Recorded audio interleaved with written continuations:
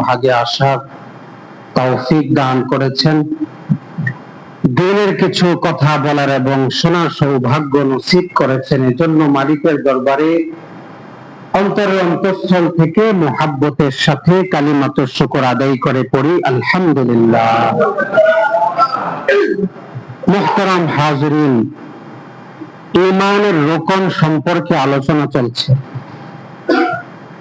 ঈমানের প্রথম রোকন আল্লাহ তাআলার উপর বিশ্বাস, দ্বিতীয় রোকন ফেরেশতাকুলের উপর বিশ্বাস, তৃতীয় রোকন আসমানি কিতাব সমূহের উপর বিশ্বাস, দ্বিতীয় রোকন তথা ফেরেশতাকুলের উপর বিশ্বাস নিয়ে আলোচনা গত জুমাতে হয়েছে। ফেরেশতা এটাও মাগীবাত অর্থাৎ অদৃশ্য জিনিসের অন্তর্ভুক্ত। আলোচনা হয়েছে, কিন্তু তার সাথে জিন এবং শয়তান সম্পর্কেও কিঞ্চিত আলোচনা করার দরকার ছিল, সময় ছিল না। জিন এবং শয়তান সম্পর্কেও কোরআন হাদিস থেকে কিঞ্চিত ধারণা আমাদের নেওয়া দরকার। জিন এবং শয়তান এগুলো অদৃশ্য জিনিসের অন্তর্ভুক্ত, আমরা দেখতে পাই না, অথচ এগুলোর অস্তিত্ব আছে। আল্লাহ রাব্বুল আলামিন তাদেরকেও সৃষ্টি করেছেন, এরাও আল্লাহর মাখলুক। শয়তান এ সম্পর্কে কোরআনে আল্লাহ বলেন, জিন সম্পর্কে আল্লাহ কোরআনে বলেছেন, ওমা খালাকতুল জিন্না ওয়াল ইনসা ইল্লা লিয়াবুদুন, সূরা যারিয়াতের মধ্যে, যে আমি আল্লাহ মানুষ এবং জিনকে সৃষ্টি করেছি আমার ইবাদতের জন্য। মানুষের যেমন হিসাব হবে, জিনেরও হিসাব হবে। মানুষের উপর আল্লাহ পাকের যেমন হুকুম আরোপিত আছে, জিনের উপর আল্লাহর হুকুম আরোপিত আছে। আল্লাহ তাআলা বলেছেন সূরা আর রহমানের মধ্যে, ওয়া খালাকাল জান্না মিন মারিজিন মিন নার, যে আল্লাহ তাআলা জিনকে আগুন থেকে সৃষ্টি করেছেন। আগুন দ্বারা তৈরি হলো এই জিন। তাদের খাবারের কথা হাদিসে আসছে, ফাইন্নাহু জাদুল জিন্নি, যেমন হাড্ডি এটা তাদের খাবার, হাড্ডি তারা খায়। তাদের কথা আছে হাদিসে যে হাড্ডি তাদের খাবার।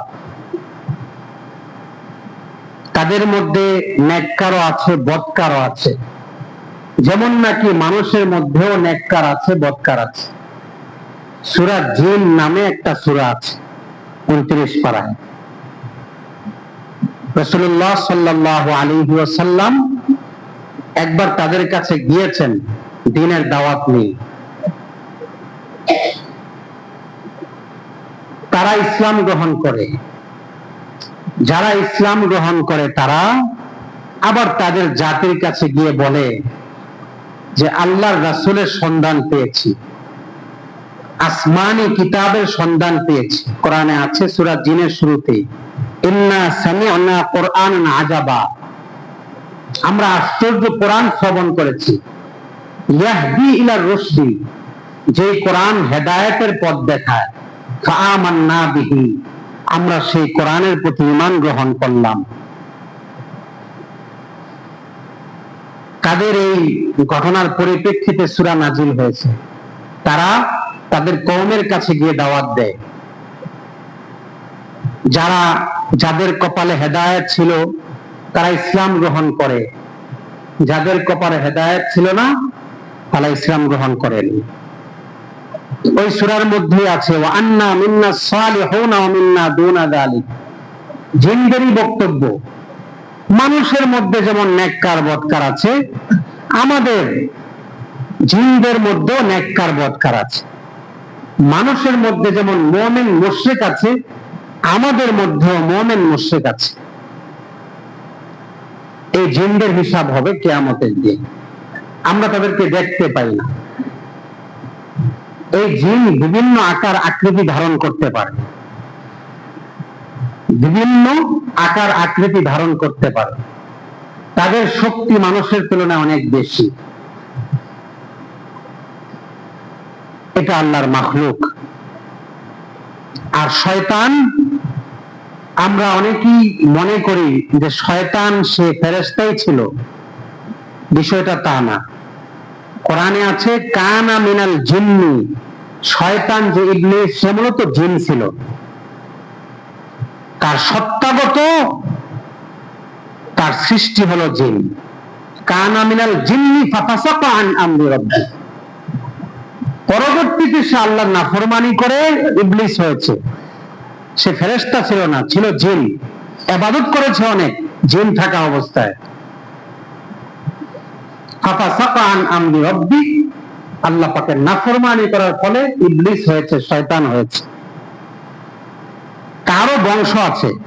আল্লাহ কোরআনে বলেন আফাতাত্তাখিযুনাহু ওয়া যুররিয়াতাহু আউলিয়া মিন দুনি, মানব জাতিকে সম্বোধন করে আল্লাহ বলছেন তোমরা কি এই ইবলিসকে বন্ধু হিসেবে গ্রহণ করছো এবং তার বংশধরকে? যুররিয়াতুন শব্দের অর্থ বংশধর। তাহলে বোঝা গেল ইবলিসের বংশধর আছে, তাদেরও বংশ বিস্তার হয়, সন্তান সন্ততি হয়। কিভাবে হয় এটা আমরা জানি না, ওটার বর্ণনা কোরআন হাদিসে নাই। ওটা সিস্টেম আল্লাহ রেখেছেন, তাদের বংশ হয়। সব ইবলিস মানুষকে ধোঁকা দেয়, সব ইবলিস কাজ এক। এই শয়তান এমন ভাবে সৃষ্টি করেছেন যে শয়তান মানুষের রগ রেশায় চলাচল করে। হাদিসে পাকের মধ্যে এসেছে ফাইন্না শাইতানা ইয়াজরি মিন আহাদিকুম মাজরাদ দামি, তোমাদের রক্ত চলাচলের যে জায়গা অর্থাৎ রগ রেশা এগুলো দিয়ে সে চলাচল করে, মানুষকে ধোঁকা দেয় ভিতরে ঢুকে ঢুকে। এই দুইটা আল্লাহর মাখলুক, তাদের ব্যাপারে কোরআন হাদিস এগুলো যা বলেছে এটা বিশ্বাস করতে হবে। তো শয়তান কেন সৃষ্টি করলেন প্রশ্ন আল্লাহই ভালো জানেন। না থাকলে তো আমাদেরকে ধোঁকা দিতে পারতো না। বিভিন্ন প্রশ্ন আমরা করি না, এই প্রশ্ন করার দরকার নাই, এটা হিকমত আল্লাহ ভালো জানেন। এই নিয়ে আমার আল্লাহ সৃষ্টি করেছেন, আল্লাহর মাখলুক, আল্লাহ আমাকে যেমন সৃষ্টি করেছেন তাকেও সৃষ্টি করেছে। অতিরিক্ত প্রশ্ন করা ঠিক হবে না। আল্লাহর হিকমত আছে আমাকে পরীক্ষা করার জন্য, আমি তার সাথে মোকাবেলা করে ইবাদতে অগ্রসর হব। ফেরেশতাদের ইবাদতের ক্ষেত্রে তো কোনো বাধা নাই,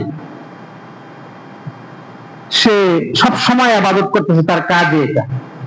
আমি আপনার কাজ, আপনার মন চায় শুধু অন্যায় কাজ করতে, শুধু মন চায় জিন্দেগি যাপন করতে। এটা শয়তান আল্লাহর হুকুম থেকে সরিয়ে রাখতে চায়। শয়তান ধোঁকা দিবে, আপনি তার ধোঁকাকে লঙ্ঘন করবেন, তার ধোঁকা এটা আপনি গ্রহণ করবেন না। তো এটা হলো পরীক্ষা। তার এই যে বাধা, এটা উপেক্ষা করে আল্লাহর ইবাদতে মগ্ন থাকা। হিকমত আছে অনেক আল্লাহ পাকের হিকমত, এগুলো নিয়ে প্রশ্ন করা ঠিক নয়। অনেকে আমরা অযথা এগুলো প্রশ্ন করি। আপনার নিজের কাজ আপনি করুন। শয়তান ধোঁকা দেয়, আল্লাহ বলেছেন ইন্না শাইতানা লাকুম আদুউম মুবিন, শয়তান তোমাদের স্পষ্ট শত্রু আল্লাহ জানিয়েছেন। তার মানে শয়তান তোমাদেরকে বিপদগামী করতে চায়, জাহান্নামে নিতে চায়, জান্নাত থেকে দূরে রাখতে চায়। তো এটা যখন তুমি জানো যে সে তোমাদের শত্রু, এটা আল্লাহ বলে দিয়েছেন, তো শত্রু থেকে হেফাজত থাকো, তার কথা শুনবা না, তার ধোঁকায় যেন তুমি পড়ে না যাও। বাস এটা আমি মানবো। এখন কেন সৃষ্টি করলেন এই সেই এগুলো প্রশ্ন আমাদের দরকার নেই। অতিরিক্ত প্রশ্ন বনি ইসরায়েলরা করত, সেজন্য তারা বিপদগামী হয়েছে। এত অতিরিক্ত প্রশ্ন করতে নাই আল্লাহ পাকের হুকুমের সামনে, আল্লাহ পাকের সৃষ্টির সামনে। আমার কাজ আল্লাহর ইবাদত করা। তো ঈমানের দ্বিতীয় রকম ফেরেশতাদের উপর বিশ্বাস, আল ঈমানু বিল মালাইকা। আর ঈমানের তৃতীয় রকম আল ঈমানু বিল কুতুবিস সামাউইয়া, আসমানি কিতাব সমূহের উপর বিশ্বাস। আসমানি কিতাব সমূহের উপর বিশ্বাস করতে হবে কেন? আসমানি কিতাব এমন কি জিনিস যার উপর বিশ্বাস করতে হবে? এটা বোঝার জন্য এখান থেকে বুঝুন, আল্লাহ রাব্বুল আলামিন কোরআনে বলেছেন মানব জাতিকে আল্লাহ দুনিয়াতে পাঠিয়েছেন কেন? ওয়াইদ ক্বালা রাব্বুকা লিল মালাইকাতি ইন্নী জাইলুন ফিল আরদি খলিফা। আমি দুনিয়াতে আমার প্রতিনিধি সৃষ্টি করতে চাই। প্রতিনিধি বলতে মানুষ, মানুষ দুনিয়াতে আল্লাহর প্রতিনিধিত্ব করবে। এই প্রতিনিধিত্ব করতে হলে কিভাবে প্রতিনিধিত্ব করতে হবে, কিভাবে প্রতিনিধিত্ব করলে সঠিকভাবে প্রতিনিধিত্ব হবে, আল্লাহ পাকের খলিফা হওয়া যাবে, সেজন্য আল্লাহ রাব্বুল আলামিন দুনিয়াতে দুইটা বিষয় পাঠিয়েছেন। আমরা সকলেই আল্লাহর খলিফা। ইন্নী জাইলুন ফিল আরদি খলিফা, আল্লাহ কোরআনে বলেছেন, ফেরেশতাদেরকে ডাক দিয়ে বলেছেন যে আমি দুনিয়াতে খলিফা বানাতে চাই, খলিফা সৃষ্টি করতে চাই। খলিফা মানে আল্লাহর প্রতিনিধি। এখন আমরা যে আল্লাহর খলিফা হব, আল্লাহর প্রতিনিধিত্ব করব দুনিয়াতে, এই প্রতিনিধিত্ব সুচারুভাবে সঠিকভাবে কিভাবে করা যাবে সেটা জানার জন্য, বোঝার জন্য আল্লাহ দুইটা মাধ্যম দুনিয়াতে পাঠিয়েছেন। একটা হলো রিজালুল্লাহ, আর একটা হলো কিতাবুল্লাহ। রিজালুল্লাহ হলো নবী রাসূলগণ, আল্লাহর প্রেরিত আদর্শবান মানুষ, যারা সমস্ত মানব জাতির জন্য মডেল, যাদেরকে দেখে সমস্ত মানুষ আদর্শ গ্রহণ করবে, তার জীবন পরিচালনার পথ বুঝতে পারবে। যেই লোকগুলোকে দেখে, যেই লোকগুলোর আদর্শ দেখে, তাদের ওঠা বসা, চলাফেরা, তাদের কথাবার্তা, তাদের নসিহা, এগুলো শুনে জীবনকে সুন্দরভাবে পরিচালনা করবে, ইহকাল পরকাল কামিয়াব, ইহকাল এবং পরকালে কামিয়াব হবে, সে তার জীবনের পাথেয় হিসেবে গ্রহণ করতে পারবে। সেজন্য আল্লাহ রাব্বুল আলামিন একটা মাধ্যম পাঠিয়েছেন রিজাল, নবী রাসূলগণ, আরেকটা মাধ্যম পাঠিয়েছেন আসমানি কিতাব, গাইড। বুঝতে পেরেছেন?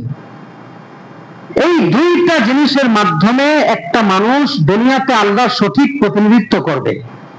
রিজালুল্লাহ মানে নবী রাসূলদেরকে দেখে, তাদের আদর্শ দেখে, তাদের চালচলন দেখে, তাদের কথাবার্তা শুনে, তাদের আমল দেখে। আরেকটা হলো আসমানি কিতাব, এই কিতাবের নির্দেশনা পড়ে জেনে একটা মানুষ আল্লাহ সঠিক সঠিক প্রতিনিধিত্ব করতে পারবে দুনিয়াতে। এই দুইটা মাধ্যম আল্লাহ পাঠিয়েছেন। এখন কেউ যদি একটা পাথেয় শুধু গ্রহণ করে হবে না, দুটোটা গ্রহণ করতে হবে। গাইড বোঝার জন্য শিক্ষক লাগে। কেউ যদি মনে করে আমি নবী রাসূল গ্রহণ করব না, আমি শিক্ষক মানব না, শুধু গাইড পড়ে আমি আমার জীবনের পাথেয় গ্রহণ করব, আল্লাহর প্রতিনিধিত্ব করব, হবে না। যেমন স্বাভাবিক বিষয়, আপনি আপনার বাচ্চাকে গণিতে পরীক্ষায় ভালো করাতে চান, একজন শিক্ষক রাখেন, সে বই দেখে দেখেই বোঝে যায় না। ইংরেজি পড়াতে চান, যে কোনো বিষয়ে পারদর্শী করাতে চান, একজন শিক্ষক রাখেন, যে বইটা ভালো করে বুঝিয়ে দেবে। ঠিক আল্লাহর প্রেরিত এই গাইড, আসমানি কুতুব, আসমানি এই কিতাব বোঝার জন্য, বোঝানোর জন্য নবী রাসূলদেরকে আল্লাহ পাঠিয়েছেন। দুটোটাই লাগবে। এখন কেউ যদি গাইড নিজে নিজে বুঝতে যায়, বিপদগামী হবে। কোন নির্দেশনার ব্যাখ্যা কি, কোন আয়াতের ব্যাখ্যা কি, এটা তো নবী রাসূলগণ সঠিক ব্যাখ্যাটা দিবেন। এজন্য দুটো জিনিসই লাগবে, রিজালুল্লাহ, কিতাবুল্লাহ, নবী রাসূল এবং আসমানি কিতাব, দুটোটাই। তো এই আল্লাহর সঠিক প্রতিনিধিত্ব করার জন্য এই যে দুইটা মাধ্যম, তার একটা হলো আসমানি কিতাব, যার উপর বিশ্বাস রাখতে হবে। এটা হলো ঈমানের 6 রকমের তৃতীয় রকম। এখন আমরা বুঝলাম আসমানি কিতাব কি, এটা মানব জাতির জন্য গাইড, আল্লাহর পক্ষ থেকে দেওয়া, শিক্ষক নবী রাসূল। এখন এই আসমানি কিতাবের উপর বিশ্বাস রাখতে হবে পরিপূর্ণভাবে। সে সম্পর্কে আল্লাহ কোরআনে বলেছেন, ওয়াল্লাযীনা ইউমিনুনা বিমা উনজিলা ইলাইক ওয়া মা উনজিলা মিন ক্বাবলিক, যারা সঠিক মুমিন মুত্তাকি, তারা এই আসমানি কিতাব যেগুলো নাজিল হয়েছে আল্লাহর পক্ষ থেকে, তার উপর পরিপূর্ণ বিশ্বাস রাখে। তার মানে প্রত্যেকটা আয়াতের উপর। এখন কোন ব্যক্তি আল্লাহর এই আসমানি কিতাবের কোন একটা আয়াত অস্বীকার করে কাফের হয়ে যায়। আছে অনেক মানুষ, ওরা আসমানি কিতাব মেনেছে, বিশ্বাস রাখে, কিন্তু বলে আমি মিরাসের বিধানটা গ্রহণ করতে পারলাম না, নাউজুবিল্লাহ, কাফের হয়ে যাবে।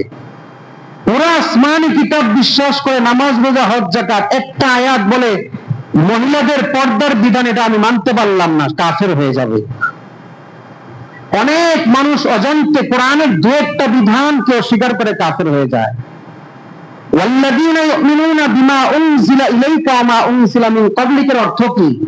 কোরআনের দুই মলটের ভিতরে যতগুলো কথা আছে সব বিশ্বাস করতে হবে। কোন একটা আপনি মানতে পারলেন না, বেঈমান। অনেক রকম নামধারী মুসলমান আছে, নামাজে পড়ে আল্লাহর দরবারে কাফের অবস্থায় উঠবে, কারণ সে কোরআনের একটা বিধানকে অস্বীকার করে বসেছে। সে তার মেয়েদেরকে, বিবিদেরকে পর্দা তো করাতেই না, বরং এটা বিশ্বাসই করতো না, এটা মানতেই পারতো না। আরে আমল করেন না ভিন্ন কথা, কিন্তু বিশ্বাস তো করবেন, এটা ফরজ বিধান, তা মানবেন তো দিলে দিলে, আল্লাহর এটা দেওয়া বিধান। বুঝতে পেরেছেন? এজন্য আসমানি কিতাব কোরআনের উপর পরিপূর্ণ বিশ্বাস করতে হবে, আপ টু বটম, একদম পুরা, কোন বিধানকে অস্বীকার করা যাবে না। আল্লাহ তাআলা সূরা বাকারার শেষে বলেছেন, আমানার রাসূল বিমা উনজিলা ইলাইহি মির রাব্বিহি ওয়াল মুমিনুন।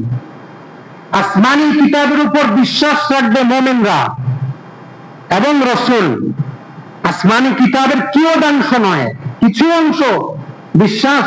অংশ বিশ্বাস করবেন এমন নয়, পরিপূর্ণ, পুরা। আল্লাহ তাআলা সূরা তাহার মধ্যে বলেছেন, ওমান আরাদা আন যিকরি ফাইন্না লাহু মাঈশাতান দানকা। যে আমার জিকির থেকে বিমুখ হবে।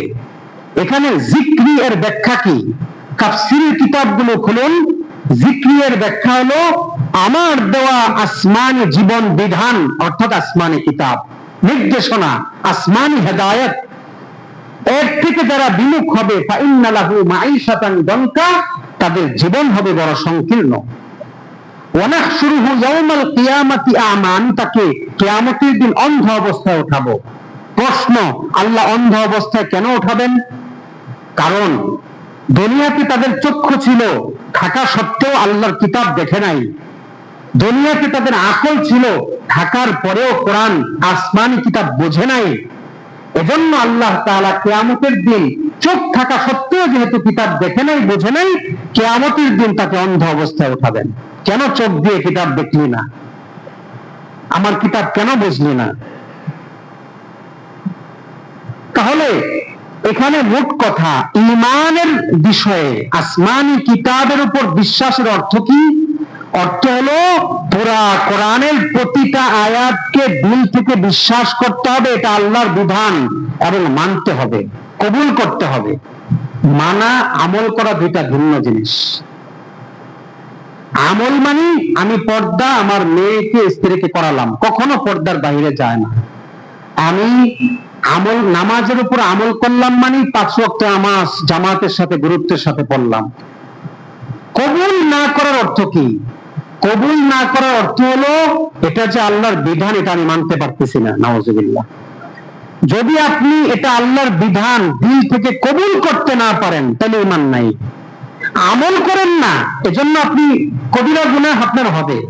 নামাজ পড়েন না, কবিরা গুনাহ হবে, কিন্তু জানেন, দিল থেকে বিশ্বাস করেন কথাটা, এটা কিন্তু আল্লাহর বিধান। পর্দা, এটা কিন্তু আল্লাহর বিধান, আপনি দিল থেকে কবুল করতেছেন। কাউকে কোনোদিন অস্বীকার করেন না, দিল থেকে অস্বীকার করেন না যে পর্দার বিধান ফরজ নয়, এটা বলেন না, বা দিল থেকে আপনি এটা বিশ্বাস করেন এটা ফরজ, দিল থেকে কবুল করেন, গ্রহণ করেন, এটা ফরজ, কিন্তু আমল করেন না। আমল না করলে কবিরা গুনাহ হবে, ঈমান যায় নাই। ঈমান যাবে কখন? যখন কোন ব্যক্তি দিলে দিলে বিশ্বাস করে এটা আল্লাহর বিধান হইতে পারে না, নাউজুবিল্লাহ, বা এটা আমি দিল থেকে আল্লাহর বিধান হইলেও মানতে পারি না, নাউজুবিল্লাহ, তখন ঈমান চলে যাবে। তাহলে আসমানি কিতাব এবং পূর্ববর্তী যত আসমানি কিতাব দুনিয়াতে এসেছে, সমস্ত আসমানি কিতাব এবং সহিফার উপর বিশ্বাস করতে হবে যে এই সমস্ত হেদায়েত, নির্দেশনা, বিধানাবলী এগুলো আল্লাহর পক্ষ থেকে ছিল, সত্য ছিল, সঠিক ছিল, এগুলা বিশ্বাস করতে হবে। এখন আসুন, আসমানি কিতাব আল্লাহ কেন নাজিল করলেন? এই কিতাবগুলো কেন নাজিল করলেন? আল্লাহ কোরআনে বলেছেন, যখন আল্লাহ পাক আদম এবং হাওয়া আলাইহিস সালাম, আদম আলাইহিস সালাম এবং হাওয়া আলাইহিস সালাম এই দুইজনকে জান্নাত থেকে যখন বের করে দিলেন, বললেন ক্বালা ইহবিতু মিনহা জামিআ, তোমরা বের হয়ে যাও। এটা বলে পাশাপাশি একটা কথা বললেন, ফাইম্মা ইয়াতিয়ান্নাকুম মিন্নি হুদা, তোমাদের কারো কাছে যখন আমার পক্ষ থেকে হেদায়েত আসবে, ফামানিত্তাবা হুদায়া ফালা ইয়াযিল্লু ওয়ালা ইয়াশকা, যারা আমার হেদায়েত অনুসরণ করবে তারা গোমরাহ হবে না, তারা বিপদগামী হবে না। হেদায়েত কি? আসমানি এই কিতাব, যে যারা এই হেদায়েত গ্রহণ করবে তারা বিপদগামী হবে না, গোমরাহ হবে না। তো হেদায়েত বলতে আসমানি যে কিতাব আমি যুগে যুগে নাজিল করেছি, এই গাইডগুলো, এই ধারাবাহিকতায় আল্লাহ কখনো সহিফা নাজিল করেছেন, একটি, দুইটি, তিনটি, চারটি, 10টি সহিফা ছোট ছোট, আবার কখনো বড় কিতাব তাওরাত, জাবুর, ইনজিল, শেষ উম্মতে মুহাম্মদের উপর কোরআন। এইটা হলো হেদায়েত। তো এখানে আল্লাহ মৌলিক কথা বলে দিলেন, আসমানি কিতাব পাঠানোর আমার মূল উদ্দেশ্য যে তোমাদের কাছে হেদায়েত পৌঁছে দেওয়া, এটা তোমাদের নির্দেশনা, তোমাদের জীবন পরিচালনার জন্য এটা নির্দেশনা, যে তুমি কিভাবে বুঝবা কোনটা সঠিক কোনটা বেঠিক, এটা জানার জন্য এই হেদায়েত পড়ো, এই হেদায়েত জানো। কিভাবে জীবন পরিচালনা করলে তুমি সফল হবে, হেদায়েতের উপর থাকবে, তুমি তোমার রবকে সন্তুষ্ট করতে পারবে, তুমি ইহকাল পরকালে কামিয়াব হবে, তুমি কোন পথে চললে তোমার চলা সঠিক হবে, কোন পথে চললে চলা বেঠিক হবে, তোমার সফলতা কোন পথে, হেদায়েত গ্রহণ করো। আর হেদায়েত হলো আসমানি কিতাব। আল্লাহ রাব্বুল আলামিন এই হেদায়েত যারা গ্রহণ করেনি, গ্রহণ না করার কারণে যারা গোমরাহ হয়ে গিয়েছে, তাদের কথা বোঝানোর জন্য আল্লাহ সূরা ফাতিহায় ইহদিনাস সিরাতাল মুস্তাকিম বলে তাদের কথা বলেছেন। আয় আল্লাহ আমাদেরকে সরল সঠিক পথের দিশা দেখান। সিরাতাল্লাযীনা আন'আমতা আলাইহিম, কোন পথ? যাদেরকে আপনি পুরস্কৃত করেছেন। গায়রিল মাগদুবি আলাইহিম, ওই সমস্ত লোকদের পথ নয় যারা আপনার ক্রোধে পড়েছে এবং যারা গোমরাহ। এই দুই পথ, দুই দল, একটা হলো যালিম গোমরাহ, আর একটা হলো মাগদুবি আলাইহিম, আপনার ক্রোধ, আপনার রাগের গোস্সার বশীভূত যারা হয়েছে, গোস্সার মধ্যে যারা পড়েছে, আপনি আপনার গজব যাদের উপর আছে এবং যারা গোমরাহ। মাগদুবি আলাইহিম, আল্লাহর গজব আছে কাদের উপর? ইহুদিদের উপর। যালিম গোমরাহ কারা? পথভ্রষ্ট নাসারা, খ্রিস্টান। এই দুইটা দলের কথা বলে দিন আল্লাহ শিখিয়ে দেন, আল্লাহ যে তোমরা দোয়া করো, আল্লাহ এই দুই দলের অন্তর্ভুক্ত আমাদেরকে করবেন না। এই দুই দল পথচ্যুত, বিভ্রান্ত, গোমরাহ, তাদের থেকে পানাহ চাইতে বললেন, অর্থাৎ তাদের ব্যাপারে সতর্ক করে দিলেন। আর তারা এখন সতর্ক করে দিলেন এই দুই দল কেন বিচ্যুত হয়েছে। বিচ্যুত হওয়ার কারণ হলো তারা এই হেদায়েত গ্রহণ করে নাই। বুঝতে পেরেছেন? তারা কি করে নাই? হেদায়েত গ্রহণ করে, অর্থাৎ আসমানি কিতাব গ্রহণ করে। হেদায়েত মানে আসমানি কিতাব। এখন তোমরা যারা দুনিয়াতে আছো, তোমরাও যদি এই হেদায়েত গ্রহণ না করো তো তোমরাও গোমরাহ হয়ে যাবে, তোমরাও তাদের মতো হতে হবে।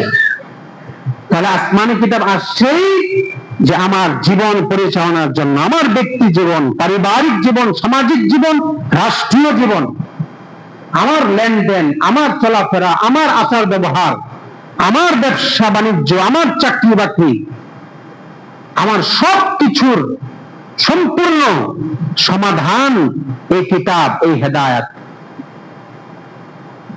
এটার উপর পরিপূর্ণ বিশ্বাস করতে হবে এবং এটাকেই আমার জীবনের মাইল ফলক হিসেবে গ্রহণ করতে হবে। এজন্যই আল্লাহ আসমানি কিতাব নাজিল করেছেন।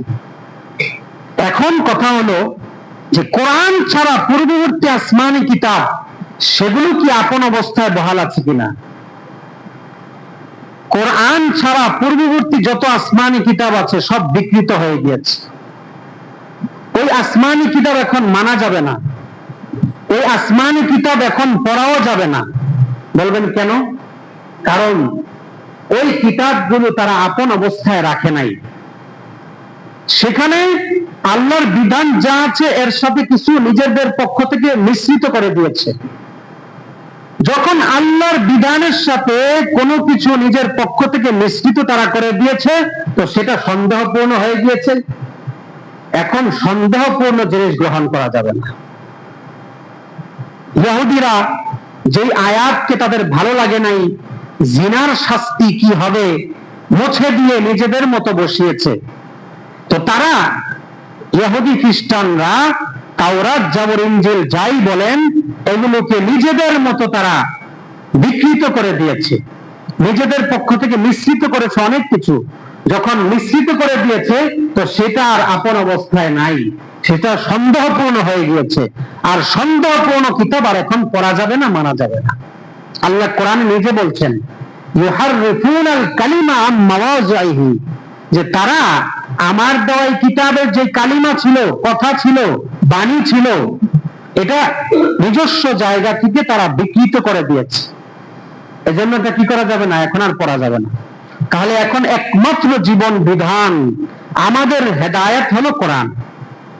কখন পর্যন্ত? বলে কিয়ামত পর্যন্ত। কিয়ামত হওয়া পর্যন্ত যত মানুষ আসবে, নারী পুরুষ, সকলের হেদায়েতের পাথর এই কোরআন। এটাই। এখন আরেকটা বিষয়, আসমানি কিতাব সমূহের সংখ্যা কত? আমরা সাধারণভাবে জানি 104টা, আসলে এটা শুদ্ধ নয়। আসমানি কিতাবের সংখ্যা আল্লাহ পাকই ভালো জানেন, অনেক অনেক। 104 বলা ঠিক হবে না, আরো বেশি হতে পারে। বড় বড় কিতাব 4টা, তাওরাত জাবর ইনজিল কোরআন। বাকি এছাড়াও সহিফা অনেক, ছোট ছোট সহিফা, পাণ্ডুলিপি আল্লাহ নাজিল করেছেন, এগুলোর সংখ্যা অনেক। 4টা আসমানি কিতাবের কথা কোরআনে আসছে। ওয়া আতাইনা দাউদ জাবুরা, আমি দাউদকে জাবুর দিয়েছি। ওয়া আতাইনাহুল ইনজিলা ফীহি হুদাও ওয়া নূর, আমি ইনজিল দিয়েছি যার মধ্যে হেদায়েত আছে, নূর আছে। ওয়া আতাইনাহুত তাওরাতা ফীহা হুদাও ওয়া নূর, তাওরাত দিয়েছি যার মধ্যে হেদায়েত আছে, নূর আছে। আর কোরআনের কথা তো অনেক জায়গায় আছে, কিতাবুন আনজালনাহু ইলাইক, কোরআন আমি আপনার প্রতি নাজিল করেছি, লিতুখরিজান নাস মিনাদ যুলুমাতি ইলান নূর, মানুষকে অন্ধকার থেকে আলোর পথে নেওয়ার জন্য। কোরআনের শুরুতেই বলেছেন যালিকাল কিতাব, এই যে কোরআন, লা রাইবা ফি, যার মধ্যে সন্দেহ নেই। আসমানি 4টা কিতাবের কথা কোরআনে আছে, বড় বড় আসমানি কিতাব। এছাড়া সহিফার কথাও ইঙ্গিতে আছে, কিছু কিছু জায়গায় আছে। সুহফি ইব্রাহিম ও মূসা, মূসা এবং ইব্রাহিমের সহিফা সমূহের কথাও কিছু কিছু আছে। এখন 4টা বড় বড় কিতাব আর আসমানি কিতাব, আসমানি সহিফা কতগুলো জানা নাই, এটা সংখ্যা নির্দিষ্ট বলা যাবে না। যেমন নাকি রাসূলের সঠিক সংখ্যাও আমরা বলতে পারবো না। রাসূলের সঠিক সংখ্যা আল্লাহ কোরআনে এভাবে বলেছেন, মিনহুম মান কাসাসনা আলাইক ওয়া মিনহুম মান লাম নাকসুস আলাইক, কিছু নবীদের কথা তোমাদের কাছে ব্যক্ত করলাম আর কিছু করলাম না। সব মিলিয়ে আল্লাহ মোট 20 থেকে 25 জন নবী রাসূলের কথা কোরআনে বলেছেন, বাকিদের কথা বলেন নাই। এখন নবী কত? 1.25 লক্ষ, 1.5 লক্ষ, এটা হাদিসেও নাই, কোরআনেও বলা হয় নাই। সুতরাং নিজেদের পক্ষ থেকে 1.25 লক্ষ বলাও ঠিক হবে না। অসংখ্য নবী রাসূল, কত আল্লাহ ভালো জানেন। ঠিক আসমানি কিতাব কত আল্লাহ ভালো জানেন। বুঝতে পেরেছেন? তো সংখ্যার ব্যাপারে আমাদের বিশ্বাসটা এমনই রাখতে হবে। এরপরে আসুন যে এই যে কোরআন কেন আল্লাহ নাজিল করেছেন, এটা 3টা মৌলিক উদ্দেশ্য। কোরআন নাজিলের মৌলিক উদ্দেশ্য 3টা। 1 নম্বর, কোরআন আমার জীবনের সমস্ত পাথেয় দেওয়ার জন্য এসেছে। আমার ইবাদত কেমন হবে, আমার ঈমান কেমন হবে, আমার লেনদেন কেমন হবে, আমার আচার ব্যবহার কেমন হবে, আমার আখলাক কেমন হবে, আমার পারিবারিক জীবন কেমন হবে, আমার রাষ্ট্রীয় জীবন কেমন হবে, আমার বিচার আচার কেমন হবে, আমার সংসদের আয়োজন কেমন হবে, আমার আদালতের বিচারের আয়োজন কেমন হবে, আমার চাকরি বাকরি কেমন হবে, সমস্ত বিধান দেওয়ার জন্য কোরআন এসেছে। কোরআনের মধ্যে আরেকটা কাজ কোরআন করেছে, সেটা হলো পূর্ববর্তী আসমানি কিতাবের অনেক বিধানকে কোরআন রহিত করে দিয়েছে। আসমান পূর্ববর্তী যে সমস্ত সহিফা আছে, এগুলোর মধ্যে অনেক বিধান এমন ছিল যেটা কোরআন বাতিল করেছে। যেমন উদাহরণস্বরূপ, কোরবানির গোশত আমাদের খাওয়া জায়েজ, পূর্ববর্তীদের ছিল জায়েজ ছিল। গনিমতের মাল, যুদ্ধে লব্ধ সম্পদ, এটা পূর্ববর্তীদের খাওয়া জায়েজ ছিল না, গ্রহণ করা জায়েজ ছিল না, আমাদের জন্য গ্রহণ। এমন সময় উপযোগী আল্লাহ অনেক বিধান দিয়েছেন। কখনো ওই জামানার জন্য এটা উপযোগী, আবার পরবর্তী জামানার জন্য উপযোগী নয়। বুঝতে পেরেছেন? কিন্তু মৌলিক বিষয় ঠিক, মানে ইমানের যত বিষয় আছে, ইমানের যত বিষয়, এগুলো সব ঠিক। তারপরে মৌলিক বিষয়াদিগুলো ঠিক আছে, শাখাগত মাসআলা সময়ে সময়ে ব্যতিক্রম হয়েছে। পাক পবিত্রতার মাসআলা আগের জামানায় কিছু কিছু ভিন্নতা আছে, এই জামানার চেয়ে পবিত্রতার কিছু মাসআলা, শাখাগত মাসআলার কিছু ভিন্নতা আছে, মৌলিক বিষয় না। আল্লাহর প্রতি বিশ্বাস, পরকালে বিশ্বাস, আসমানি কিতাবে বিশ্বাস, এই যে ইত্যাদি ইত্যাদি মৌলিক জিনিস, এগুলোর ক্ষেত্রে কোনো পার্থক্য না, পার্থক্য শুধু শাখাগত মাসআলার মধ্যে ছিল, জমানা হিসেবে, মানুষ হিসেবে। আরে ভাই, আমরা এখন আমাদের বয়স যে পরিমাণ, শক্তি যে পরিমাণ, সামর্থ্য যে পরিমাণ, সাইজ যে পরিমাণ, আগেরকার সময় এরকম ছিল 60 গজ লম্বা মানুষ, আমরা কয় গজ? তো দুইজনের বিধান একরকম হইতে পারে, জমানাও একরকম হয় না। পার্থক্যের কারণে শাখাগত অনেক বিধানের পার্থক্য ছিল। তো কোরআন পূর্ববর্তী অনেক আসমানি, এরকম পূর্ববর্তী আসমানি কিতাবের বিধানকে রহিত করেছে, এটা কোরআনের একটা কাজ। সুতরাং কোরআন এখন একমাত্র বিধান কোরআনকেই গ্রহণ করতে হবে, অন্যগুলো না। কোরআন আরেকটা কাজ করেছে, মৌলিক যে সমস্ত বিষয় আছে এগুলো যারা আসমানি কিতাব থেকে বিকৃত করেছে পূর্ববর্তী, কোরআন মুহাইমিন, অর্থাৎ ওই সমস্ত মৌলিক বিষয় কোরআন হেফাজত করেছে। যেমন খ্রিস্টানরা তারা বলেছে ঈসা 3 খোদার 1 খোদা, তৃতীয়বাদী বিশ্বাস তারা গ্রহণ করেছে। আল্লাহ বলে দিয়েছেন ওয়ালা তাকুনু সালাসা, সে 3 খোদার 1 কথা নয়, খোদা একজনের বেশি হতে পারে না। আল্লাহ পাক ওই সমস্ত তাদের কথা, তাদের বিকৃত বিষয় খণ্ডন করেছেন। কোরআন এই কাজ করেছে। পূর্ববর্তী বিকৃত বিষয় যেগুলো আসমানি কিতাব থেকে পূর্ববর্তী মানুষরা বিকৃত করেছে, কোরআন সেটাকে সংশোধন করেছে। এই কোরআন এমন কিতাব যেটা পূর্ববর্তী আসমানি কিতাবের মতো নয়। পূর্ববর্তী আসমানি কিতাব মানুষ বিকৃত করেছে, কিন্তু কোরআন কিয়ামত পর্যন্ত বিকৃত হবে না। আল্লাহ নিজে বলেছেন ইন্না নাহনু নাযালনা যিকরা ওয়া ইন্না লাহু লাহাফিজুন, কোরআন আমি নাযিল করেছি, রক্ষা করব আমি আল্লাহ, এটা আমি রক্ষা করব। তার মানে কিয়ামত পর্যন্ত কেউ কোরআন বিকৃত করতে পারে, হাজার চেষ্টা করলেও। এটা কিভাবে হেফাজত হয়েছে বলবেন? আল্লাহ রক্ষা করবেন কিভাবে? লোকদের মাধ্যমে, হাফিজদের অন্তরে থাকবে, লিখনির মধ্যে থাকবে, এবং মানুষ আমলের মাধ্যমে হেফাজত করবে। কোরআন হেফাজত হয়েছে 3টা মাধ্যমে হেফাজত, একটা হলো দিলের মধ্যে, আরেকটা হলো আমলের মাধ্যমে, আরেকটা হলো লিখনের মাধ্যমে। যদি কোরআনকে কেউ নিঃশ্বাস করতে চায়, তাহলে এই 3টা মাধ্যম, এই 3টা শ্রেণীকে বিলুপ্ত করতে হবে, আর এটা সম্ভব না। হাফিজ বিলুপ্ত করে দিতে হবে, মুফাসসিরগণকে বিলুপ্ত করে দিতে হবে, লিখনি যত আছে সব বিলুপ্ত করতে হবে, যারা লিখতেছে এখনো বিলুপ্ত করতে হবে। তারপরে আমল, এই আমল বাতিল করতে হবে, সম্ভব না কোনোটাই। দিলে হেফাজত ফীহি আয়াতুম বাইয়িনাতুম ফী সুদুরিল্লাযিনা উতুল ইলম। আল্লাহ কোরআনে বলেছেন যে যাদেরকে ইলম দেওয়া হয়েছে তাদের অন্তরে কোরআন মজবুত হিসেবে থাকবে, অন্তরের মধ্যে থাকবে হেফাজত। সব মুছে গেলেও জবান দিয়ে বের হয়ে যাবে, আবার লেখা হয়ে যাবে, আর মানুষ আমল করতে থাকবে। এই কোরআন আল্লাহ পাক এটার লফজ শব্দ যেমন হেফাজত করেছেন, অর্থ হেফাজত করেছেন। শুধু অর্থ এটা না যে কোরআনের আয়াত শুধু শব্দ হেফাজত হবে না, এটার অর্থ মর্ম হেফাজত হবে। যে মর্ম হেফাজতের জন্য কোরআনের মর্ম অর্থাৎ তাফসীরের খণ্ড হয়ে গেছে 20